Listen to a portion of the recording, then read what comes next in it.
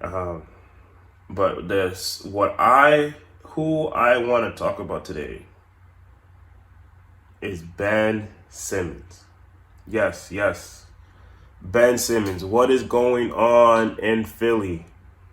Ben Simmons.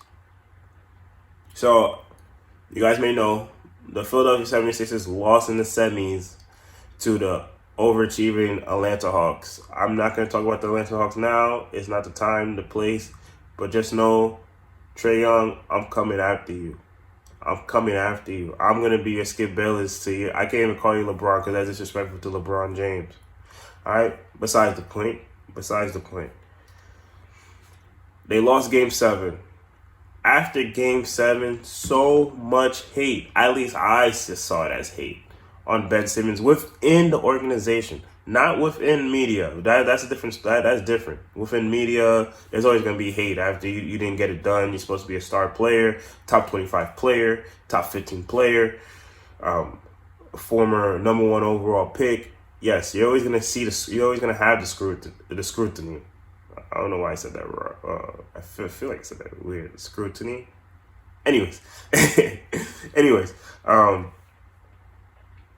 you're always gonna have the hate outside, but to have it within the organization, your team, the best player on your team, saying that, oh, the turning point of the game was when we passed up on a layup for another shot or something like that.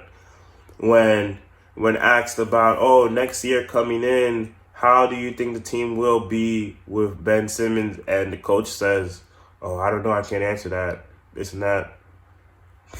There's a thing where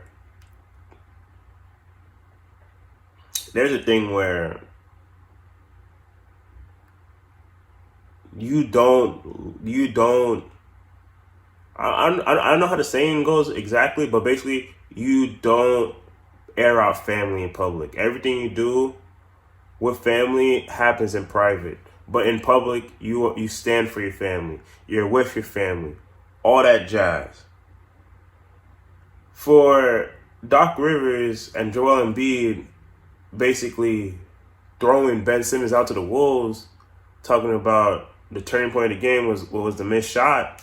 We had a bunch of opportunities, but our best player wasn't the guy. Like, he wasn't being the guy. This and that. That's like, why people who are advocating for Ben Simmons to shut up and basically essentially just dribble the basketball and get a shot.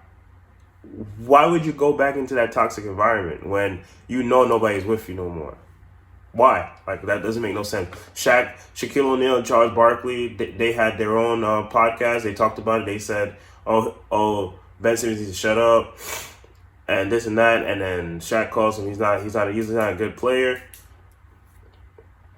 To me, it's not about the whole he needs to work on his game and whatnot. Yes, that's a big part. Yes, it's a big part. I'm going to get on Ben Simmons in a few.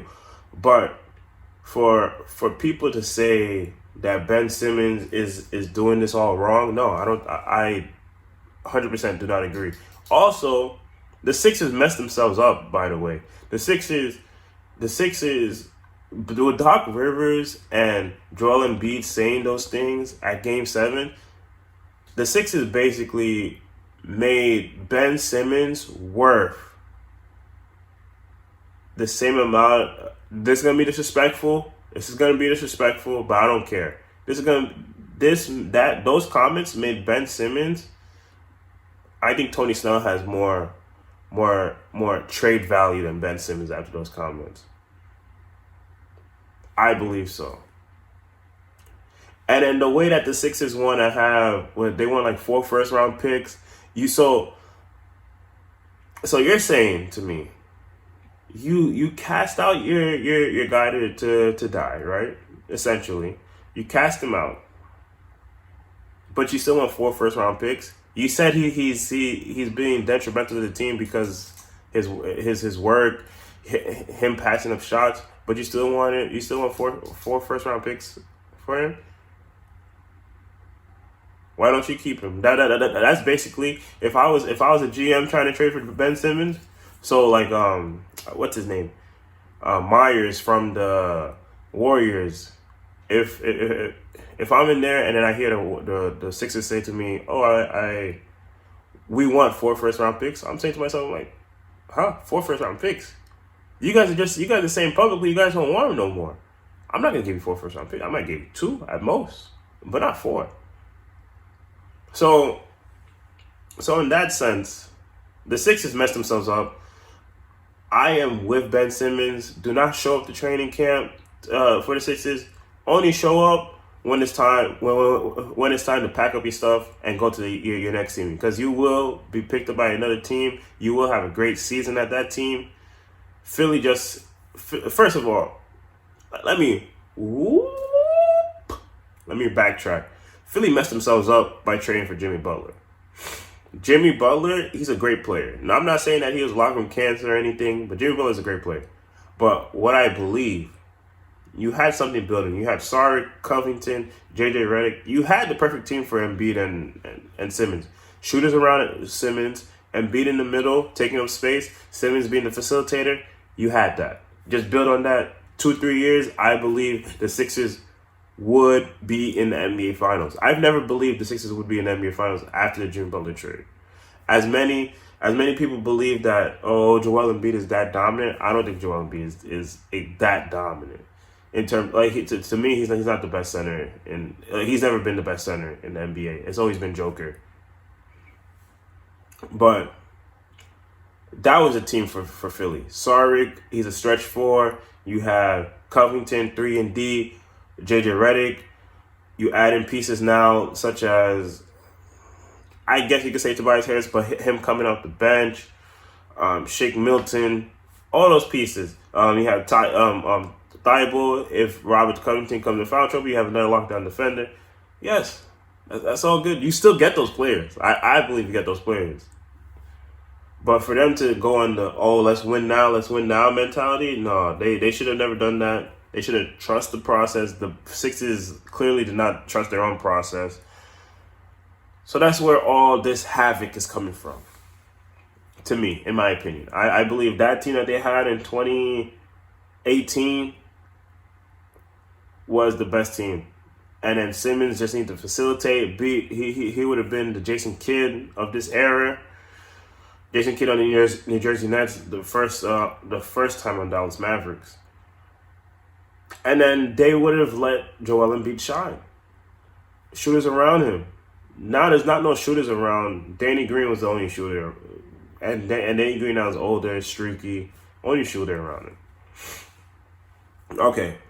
So, oh, and also, I want to say this.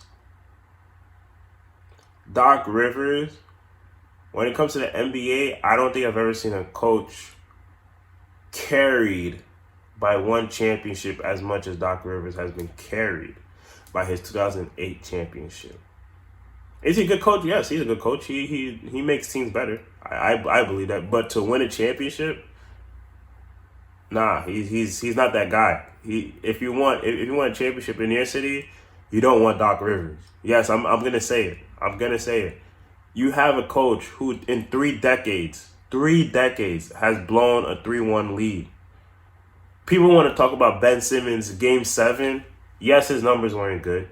He only scored 5 points in Game 7.